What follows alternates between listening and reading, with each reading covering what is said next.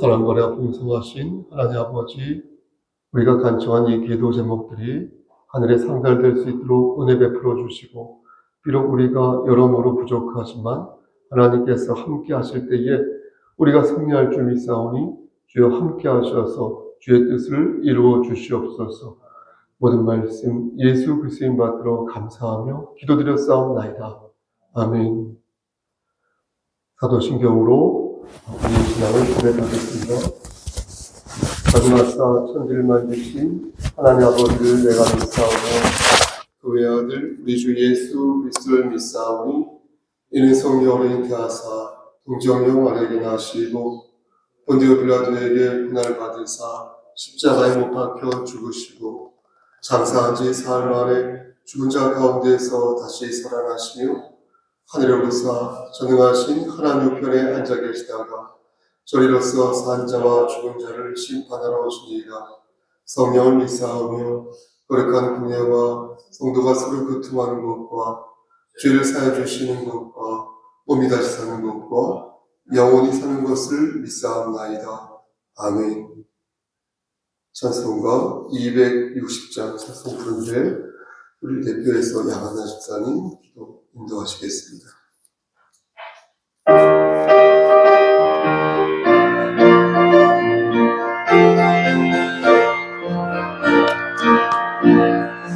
우리를 죄에서 구하시려 주 예수 십자가 지셨으니 기쁨은 어느새 할렐루야 나 구원하겠네. 소스네 찬송스네 주님 나를 도우시네.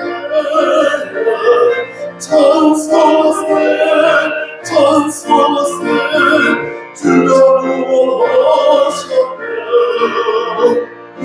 우리를 주님께서 구했으니 이전에 행하던 악함과 주하는 다른 모든 죄를 온전히 버렸네. 찬송하세 찬송하세 주님 나를 구하셨네. 찬송하세 찬송하세 주를 구하셨네. 마침 죄 있으사마다 거룩한 말씀 되었으니 이웃이 장난을 봤을 때도 뻔할 것 없는데. 찬송하세 찬송하세 주님 나를 구하셨네. 찬송하세 찬송하세 주여 구하셨네. 우리가 이 세상 떠날 때에는 예수의 성품을 느껴졌고 영원히 즐거운 천국에서 주님께 살겠네. 우리가 찬송하세 찬송하세 주님 나를 구하셨네. 찬송하세 찬송하세 주가 구하셨네.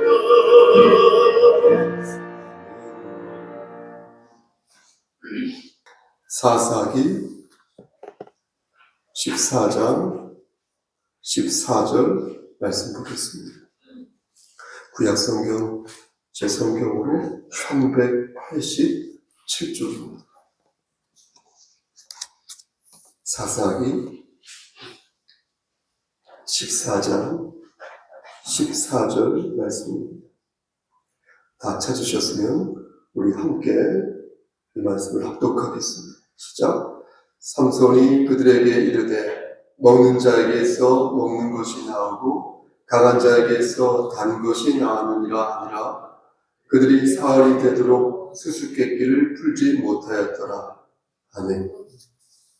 기도하시겠습니다. 하나님, 이 시간 간절히 바라보라는 것은 우리 양한나 집사님과 그의 가족을 위해 기도합니다.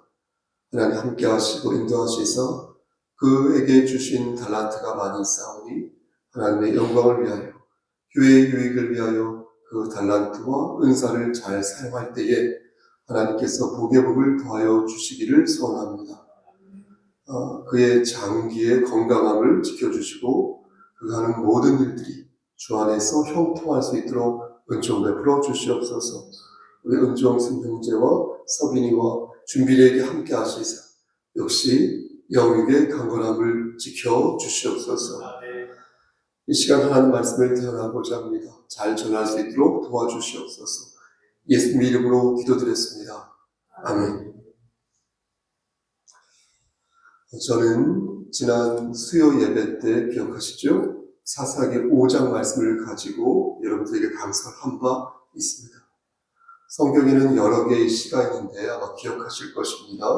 사사기 5장은 우리가 알고 있는 네 번째 사사인 드보라가 지은 노래, 시다 이렇게 말씀드렸습니다. 드보라는 야일이란 여성이 내장관 시스라를 죽인 걸 보면서 하나님의 섭리가 이런 식으로 저런 식으로 이런 방식으로 저런 방식으로 성취되는구나 라는 것을 깨닫게 되었고 그 부분에 있어서 무척 놀랐을 것이다 이렇게 말씀드린 바 있습니다. 그러면서 하나님께서는 사사기 5장 말씀을 들어서 너희는 지금 어떤 시를 쓰고 있니? 너희는 지금 어떤 노래를 부르고 있니? 과연 너희가 올곧고 반듯한 노래와 시를 짓고 있는지 그러한 삶을 살고 있는지 너 스스로 돌아보거라 이렇게 물으신다, 말씀하신다 말씀드렸습니다. 너희가 진정 올곧은 하나님의 도구가 되기를 원한다면 힘들수록 더욱 하나님을 의지할 것이니 그때 비로소 너희는 하나님의 대행자요 하나님의 복된 무엇이 도구가 될 수 있다 이렇게 여러분들에게 분명히 말씀드렸습니다.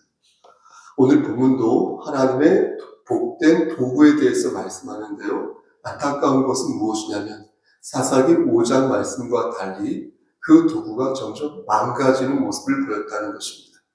그런데도 하나님께서는 당신의 주권을 통하여 그렇게 망가져가는 당신의 도구를 순간순간 사용하셨는데 우린 이 부분을 읽으면서 이 사사기란 말씀이 영웅의 무용담을 소개한 책이 아니라 역시 하나님의 주권을 밝히 드러내시는 그런 하나님의 말씀이다.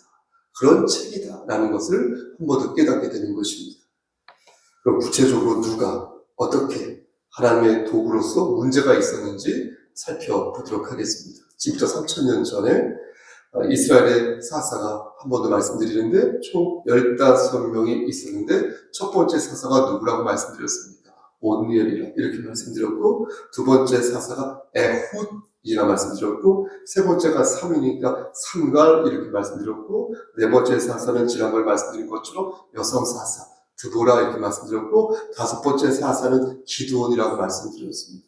여섯 번째가 돌라, 일곱 번째가 야일, 그리고 쭉 나가다가 12번째 사사가 바로 등장하는데 그게 우리가 잘 아는 삼손이 되겠다 이렇게 말씀드리겠습니다. 오늘 본문에 나오는데요. 삼손은 아시다시피 나시린으로서 태어났는데 앞에서 여러분들에게 잠깐 말씀드린 것처럼 갈수록 이 사람이 망가지는 거예요. 나시린인데 갈수록 망가지는 거예요.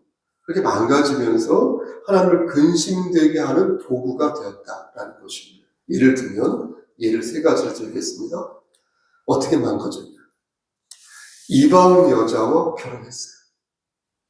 잘 들으셔야 되는데 오해가 있으실 수 있으므로 잘 들으셔야 되겠습니다. 이방 여인과 결혼했어요. 그게 잘못된 것이고요. 또 죽은 동물의 사체를 만졌습니다. 나시린이 그러면 안 되거든요. 잘못된 것이고요. 그리고 세 번째로 창녀와 관계를 맺었습니다. 그러면 안 되는 것입니다. 나시린의 규정을 마치 삼손은 도장을 깨듯이 다 깨고 나간 것입니다.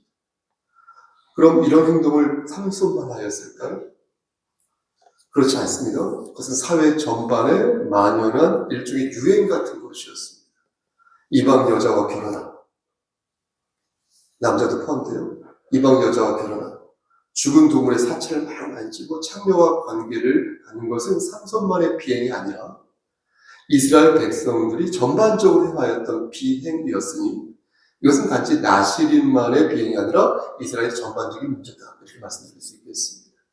여기서 우리가 콕 짚고 가야 할 율법에 관한 담론이 있습니다. 수요 예배니까 말씀드릴 자신이 있는데요. 저는 앞에서 이방 여인과 결혼하고 죽은 동물의 사체를 만지며 창녀와 관계한 것이 하나님을 근심되게 하는 비행이다 이렇게 말씀드렸죠. 그런데 2025년을 사는 지금도 이 규례가 적용되는 것일까요? 그게 의문이 들 수 있다는 것입니다. 그러니까 죽은 동물의 사체를 고양이가 죽었어요? 개가 죽었어요? 그러면 그거 만지면 안 됩니까? 라고 질문을 하는 것입니다. 이방인과 결혼하고 창녀들과 관계를 가지면 아니 되는 것입니까? 라고 말씀드리는 것입니다. 민수기 6장을 보면 나시린의 규례가 나오는데 이들은 하나님께 특별히 자신을 구별하여 헌신하기로 작정한 그런 사람들이었습니다. 그러기에 절대 동물의 사체를 만지면 안 됐습니다. 그렇게 규정이 되었습니다.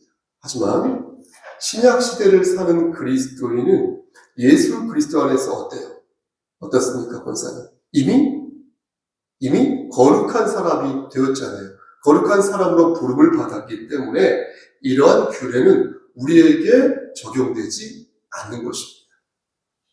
그러니까 구약시대에 부름을 받은 사람들은 특정한 규례를 지켜야 하지만 거룩함을 유지할 수 있었어요. 그렇게 해야지만. 하지만 지금 우리는 예수님의 은혜로 거룩한 존재가 되었기 때문에 뭘 해야만 거룩한 존재가 될 수 있는 게 아니라는 것입니다.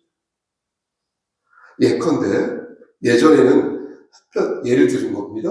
햇볕을 내가 쬐어야지만 비타민 D를 확보할 수 있었다고 한다면 지금은 예수 그리스도라는 그 광명의 약 하나를 먹었더니 완벽하게 비타민 D가 채워졌다는 그런 식이 되는 것입니다. 그럼 이방 여인과 결혼하는 것은 혹은 이방 남성과 결혼하는 것은 어떻게 되는 것일까요? 그것도 동물의 사체를 만지는 것처럼 괜찮은 것일까요? 또 창녀와 관계를 갖는 것도 동물의 사체를 만지는 것처럼 지금은 괜찮은 것일까요? 개혁주의 신앙관에서 율법을 세 가지로 분류하면 우리가 이 부분을 이해할 수 있습니다. 하나는 의식법이고요, 둘은 도덕법이고요, 셋은 율법을 세 가지로 구분할 때 셋은 뭐죠? 시민법입니다. 의식법, 도덕법, 시민법. 의식법은 방금 말씀드린 것처럼 동물의 사체를 만질 수 있다. 이런 부분입니다. 그러니까 이스라엘 백성의 예배와 정결 그리고 속죄 이런 것들에 대한 율법은 그리스도 예수 안에서 성취되었기 때문에 지금 이것이 의식법이 문자적으로 적용되지 않는다라는 것입니다. 성전 제사도 그렇겠죠. 또 절기도 그렇죠. 앞에서 말씀드린 것처럼 정결 규례도 그렇습니다. 여러분 이런 의식법을 지키는 교회 보신 적 있습니까?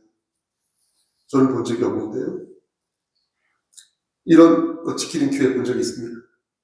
이단 종파인 여호와 증인이나 하나님의 교회가 자꾸 기성교회를 비난할 때 너는 왜 유월절을 지키지 않는 것이냐라고 시비를 거는데 그들은 율법이 예수 그리스도 안에서 성취되었다는 것을 믿지 않으니까 그런 말을 합니다. 100번, 1000번, 아니 셀 수 없을 만큼 양보해서 그러면 그들이 성경에 나오는 대로 그대로 제사를 드리는 양보를 때 절대 그렇지 않다는 것입니다. 절대 그들은 말씀 그대로 나와 있는 정규 규례를 지키지도 않으면서 그런 말을 한다는 것입니다. 그러니 하나님의 교회나 여호와 증인이나 안식일교회 모두 이율배반적이고 허위적이고 비그리스도적인 모습을 보인다. 이렇게 말씀드릴 수 있겠습니다. 그런데 문제는 율법의 나머지 두 가지. 율법에는 의식법뿐만 아니라 말씀드린 것처럼 시민법과 도덕법이 있습니다. 창녀와 관계를 맺으면 안 되는 이유는 도덕법과 관계됩니다. 신약 성경은 그리스도인의 몸이 성령 하나님께서 거하시는 성전임을 강조하시면서 성적인 죄를 범하는 것은 자신에게 죄를 짓는 것이자 동시에 성령님이 거하시는 성전을 더럽히는 것이다. 이렇게 말씀하십니다. 따라서 창녀와 관계를 갖는 것은 도덕법에 저촉되므로 오늘날에도 하나님을 근심되게 하는 뭡니까? 비행이 될 수 있다는 것입니다. 이방 여자와 결혼하는 것도 그렇습니다. 구약에서 이방인과 결혼을 금지한 이유가 뭔지 아십니까? 그 이유는 그들이 섬기는 이방신과 우상 숭배에 대한 우려 때문에 그런 것입니다. 그러니까 이방 여자와 결혼하는 것 자체가 문제가 아니라 그게 무슨 문제가 되겠습니까? 전혀 문제되지 않습니다. 그게 문제가 아니라 이방 여자와 결혼함으로써 들어오게 될 여러 불신앙적인 요소가 문제라는 것입니다. 이렇게 이해하면 이방 여자이든 이방 남자이든 그가 아랍 사람이든 그가 유럽 사람이든 동남아 사람이든 중요한 것은 무엇이다? 인종과 국적의 문제가 아니라 신앙적 배경과 문화에 관계된 그 문제라는 것입니다. 그가 아랍 사람이어도 하나님을 경외하는 사람이요 그 집안이 믿음의 집안이라면 전혀 문제가 될 것이 없지만 그의 집안이 대대손손 목사를 배출한 2대, 3대, 4대, 5대 이상의 집안이라 하더라도 그가 하나님을 배척하는 사람이라면 그가 이방인자인 것입니다. 따라서 정리하면 구약의 모든 율법을 오늘날에 그대로 적용할 수는 없으나 율법 안에 있는 시민법과 도덕법은 어떻습니까? 그리스도인으로서 지켜야 하는 것이 온당하다. 이렇게 말씀드릴 수 있겠습니다. 그런데 여기서 끝이 나면 안 되겠죠? 한 발 더 들어가서 저는 오늘 본문에 앞에서 여기서 우리가 한 발자국 수요일에 참석한 여러분들과 함께 나누고 싶은 것이죠. 더 들어가서 좀 더 깊이 들어가서 생각해 봐야 할 문제가 있다고 보는 것입니다. 이방 여인과 결혼하는 것을 예로 들어 설명하면 이렇습니다. 보통 불신자와 결혼하는 사람들이 하는 얘기가 제 경우로 볼 때 크게 두 가지입니다. 하나는 결혼을 하면 그 사람이 신앙생활을 하겠다고 나의 파트너가 상대방이 그가 신앙생활을 하겠다고 약조를 했어요 라는 것이고 또 하나는 그에게 약조를 제가 받지는 않았지만요 하나님께서 그의 마음을 강권적으로 움직이셔서 그도 하나님을 믿게 해달라고 제가 기도하고 있습니다 라는 것입니다. 모두 그렇게 두 가지로 나눠서 얘기를 하더라고요. 근데 보통 이 정도 선에서 타협을 하는 이유는 사실 앞으로 어떻게 될지 모르기 때문입니다. 불확실성을 갖기 때문입니다. 여러분 생각해 보십시오. 하나님을 믿던 사람이 하나님을 배신할 수도 있지 않습니까? 그렇죠? 그러니 반대로 하나님을 믿지 않는 그녀도 혹은 그도 얼마든지 하나님을 믿을 수 있다는 그런 기대와 가능성을 갖게 되는 것이죠. 저는 그러한 생각이 잘못되었다고 생각하지 않습니다. 왜냐하면 하나님께서 어떻게 역사하실지 아무도 모르기 때문에 그렇습니다. 그러나 오늘 말씀에 나오는 삼손의 모습을 보면 우리가 놓쳐서는 안 될 행위의 중요성을 절감하게 되는 것입니다. 여러분 생각해 보십시오. 우린 종종 행위 속에 감추어져 있는 의도, 그 생각이 중요하다라고 말을 합니다. 내가 그 사람에게 이렇게 꽃을 주려고 해요. 여러분들에게 꽃을 주려고 할 때 이 꽃을 주는 그 행위, 그게 한 송이밖에 안 되니까 몇 푼 되겠어요? 근데 그 꽃을 주는 행위, 그 꽃 자체보다 그 꽃을 선사하는 의도, 그 꽃을 선사하려고 할 때 들어있는 그 마음, 그게 중요하다는 것입니다. 내가 하나님을 섬길 때도 하나님을 섬기는 행위보다 그 마음 속에, 그 속에 들어있는 내 마음과 내 의도가 중요하다는 것입니다. 틀린 말이 아닙니다. 하지만 행위 속에 들어있는 의도만을, 마음만을 강조하다 보면 우리 현재의 내 모습을 놓칠 때가 많다는 것입니다. 행위 속에 들어있는 의도도 너무 중요하지만 그것보다 더 중요한 것은 무엇입니까? 내 올바른 마음을 올바르게 표현하고 올바르게 실천하는 그 행위가 더 중요한 것입니다. 여러분 잘 생각해 보십시오. 12번째 사사인 이 삼손이 이방인과 결혼하는 것이 잘못된 일이라는 것을 여러분 몰랐을까요? 그 사람이? 삼손이? 1절부터 여러분 10절까지 말씀을 나중에 한번 읽어보십시오. 그 말씀을 보면 블레셋 여자와 결혼하는 장면이 나오거든요. 또 11절부터 20절까지의 말씀을 보면 결혼잔치 중에 수수께끼가 발달이 되어서 블레셋과 사람들과 삼손 간에 막 시비가 붙으면서 사건이 터지는데 그런 일련의 모습들을 쫙 자세히 꼼꼼히 읽어보면요. 삼손이 이미 모든 것을 예상하고 있었다는 것을 추측해 볼 수 있습니다. 그러니까 이방인과 내가 결혼하면 어떤 문제가 발생한다는 것을 알고 있었고요. 블레셋 사람들 30명에게 수수께끼를 내면 저들이 절대 이것을 맞출 수 없을 것이라는 것도 알고 있었으며 만약 저들이 허튼 짓으로 자신의 궁지에 몰면은 단가적으로 다음 스텝으로 내가 어떤 스텝을 밟아야 될지도 다 알고 있었어요. 힘이 장사였지 않습니까? 삼손은 그 모든 것들을 다 자신하고 있었다는 것입니다. 다시 말씀드리지만 삼손은 자신이 이방 여인과 결혼하면 안 된다는 것을 잘 알고 있었고 자신이 낸 수수께끼가 상당히 이기적인 문제여서 애당초 저들이 이 문제를 맞출 수 없을 거라는 것도 알고 있었습니다.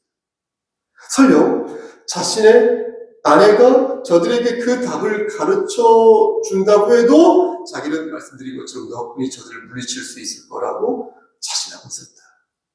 그것을 또한 알고 있었기에 삼손은 자신의 계획대로 혹은 자신의 욕망대로 다시요 자신의 계획대로 자신의 마음대로 자신의 욕망대로 마음껏 행동하였던 것입니다. 사랑하는 성도 여러분, 우리는 어떻습니까? 우리는 웬만하면 뭐가 죄이고 뭐가 죄가 아닌지 다 압니다. 모를 리가 없습니다. 오래전부터 하나님의 말씀을 들어왔기 때문에 하나님을 기쁘시게 하는 행동과 그렇지 않은 행동을 우리는 구분할 줄 압니다. 특히 수요예배에 참석한 여러분들. 그러나 행위 속에 들어있는 의도를 구분하기 시작하면서 점점 우리는 부조리한 모습을 보이기 시작했는데 마음이 있어야 옳은 행동이 된다는 생각에 마음이 있을 때까지 옳은 행동을 하지 않는 것입니다. 신령과 진정으로 예배를 드려야 진정한 예배를 드리는 것이다 라고 말하면서 지금은 그런 마음이 내게 들지 않으니 신령과 진정으로 예배드리는 마음이 생길 때까지 예배를 드리지 않는 것입니다. 삼손은 자신의 행동이 잘못되었다는 것을 알았지만 자신의 마음이 바뀌지 않을 거라는 생각에 그 행동을 멈추지 않았습니다. 자신의 행동이 분명 죄된 행동이라는 걸 알았지만 자신의 욕망이 멈추지 않을 거라는 생각에 그는 거침없이 죄를 지었습니다. 그럼 어떻게 해야 할까요, 여러분? 우리의 욕망이 우리의 행동을, 나의 행동을 지배할 때 나는 어떻게 이 잘못된 욕망으로부터 나를 건져낼 수 있을까? 삼손은 오늘 본문에서 다음과 같은 수수께끼를 내었습니다. 먹는 자에게서 먹는 것이 나오고 강한 자에게서 14절, 강한 자에게서 단 것이 나왔는데 이 수수께끼의 답은 무엇입니까? 해답은 사자의 시체에서 발견된 뿔이었습니다. 사자에게서 뿔이 나오는 일은 흔한 일이 아니지만 삼손은 그러한 경험을 했으므로 그러한 문제를 낸 것입니다. 만약 블레셋 청년들이 그 사실을 알아내어서 뿔이죠? 다 뿔이지? 라고 말을 했다면 삼손은 재빨리 생각을 바꾸어서 뿔보다 다르고 사자보다 강한 사랑이야 라고 아마 답했을 것입니다. 다시 말씀드려서 삼손이 생각하는 답은 삼손 자신에게 있었다는 것입니다.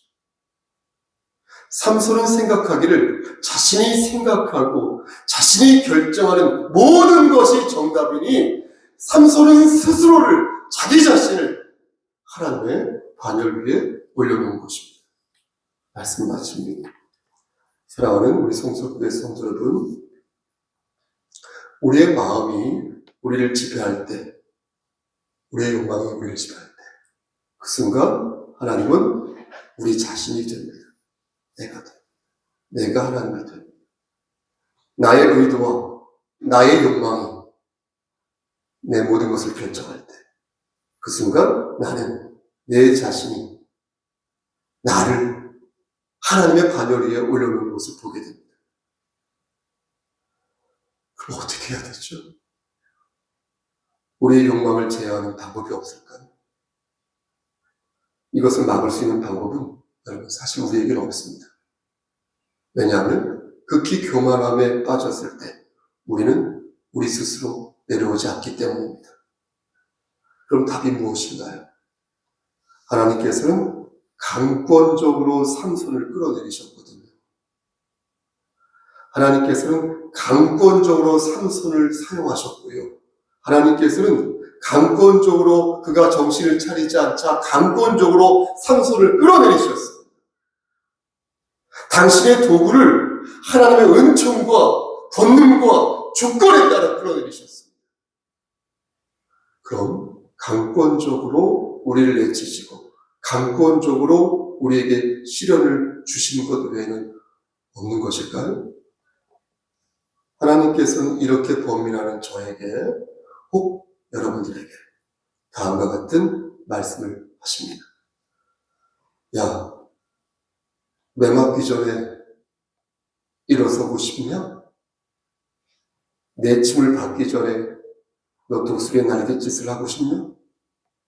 그렇다면 성령을 따라 행하라.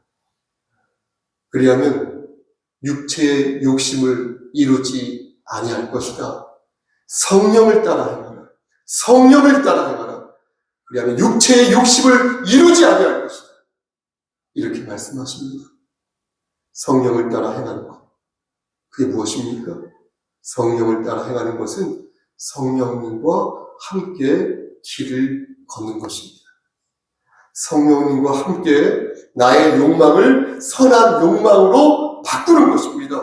성령의 능력으로 아버지 하나님의 그 뜻을, 그 주권을 받드는 것입니다. 성령의 능력으로 내가 하나님의 도구로 바르게 세워지는 것입니다. 성령을 따라 행하라. 성령과 함께 걸어가라. 왜냐하면 너는 육체의 욕심을 이루지 아니할 것이다. 여러분, 하나님의 주권을 받들고 하나님을 기쁘시게 하는 삶을 성령 안에서 사시기를 주님 이름 받들어 간절히 축원합니다. 아멘. 하나님, 결국은 우리 스스로 할 수 있는 것은 하나도 없지만 그럼에도 불구하고 하나님께서 우리에게 성령을 따라 행하라.